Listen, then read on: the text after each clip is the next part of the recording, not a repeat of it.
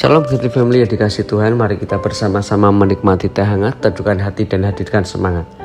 Firman Tuhan pada pagi hari ini terambil di dalam kitab Ulangan pasal 16 ayat 21 dan ayat 22. Demikian kebenaran firman Tuhan. Janganlah engkau menanam sesuatu pohon sebagai tiang berhala di samping mezbah Tuhan Allahmu, mezbah yang akan kau buat bagimu. Janganlah juga kau hadirkan bagimu tugu berhala yang dibenci oleh Tuhan Allahmu. Getty Family yang dikasih Tuhan, manusia diciptakan Allah segambar dan serupa dengannya untuk memuliakan Allah dan berrelasi erat dengannya. Namun saat ini dosa dan hal-hal duniawi di zaman modern sering mengalihkan kita dari tujuan itu. Apapun yang menjauhkan kita dari Allah adalah bentuk sederhana dari berhala. Dengan tegas Allah melarang umat manusia untuk berpaling atau mendua hati terhadap dirinya melalui penyembahan berhala. Pada masa umat Israel hidup dahulu, iman akan satu Allah yang mencipta segala sesuatu tergolong sebagai pemahaman yang kurang populer. Bangsa lain di sekitar mereka terbiasa menyembah beragam ilah yang diasosiasikan dengan kekuatan alam tertentu. Disebutkan bahwa orang menyembah ilah-ilah lain, termasuk menyembah benda-benda langit sebagai ilah. Selain itu, ada pula yang menyandingkan tugu berhala dengan mezbah Tuhan. Hal itu dibenci Tuhan.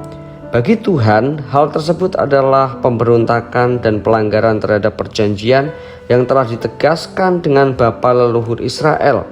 Tuhan menetapkan konsekuensi yang berat terhadap pelanggaran tersebut. Pada sisi lain, di tengah gejala menduakan Tuhan tersebut, terdapat pula orang-orang yang tidak serius di dalam melakukan ritual kurban. Mereka mempersembahkan ternak yang ada cacatnya. Hal itu adalah representasi dari ketidakseriusan dalam menyembah Tuhan dan menjalankan perintahnya. Berlandaskan teks Alkitab hari ini, kita dapat berefleksi bahwa Tuhan yang kita sembah adalah Tuhan yang sangat menghargai kesetiaan. Dengan demikian, penyembahan kepadanya yang terwujud dalam pikiran serta laku hidup kita harus menjadi yang utama dan terutama. Sangat disayangkan bahwa seringkali kita terusi oleh ragam berhala zaman modern yang mewujud sebagai harta ataupun kekuasaan. Hal itu mengakibatkan hati kita tidak lagi terarah kepadanya. Hidup hanya menjadi pengejaran hawa nafsu tiada henti. Dan mari nyatakanlah pertobatan yang sungguh-sungguh di hadapan Tuhan. Hiduplah dengan mengarahkan diri hanya kepadanya dan menjadikan Kristus satu-satunya yang utama dan yang terutama di dalam kehidupan kita hari lepas hari.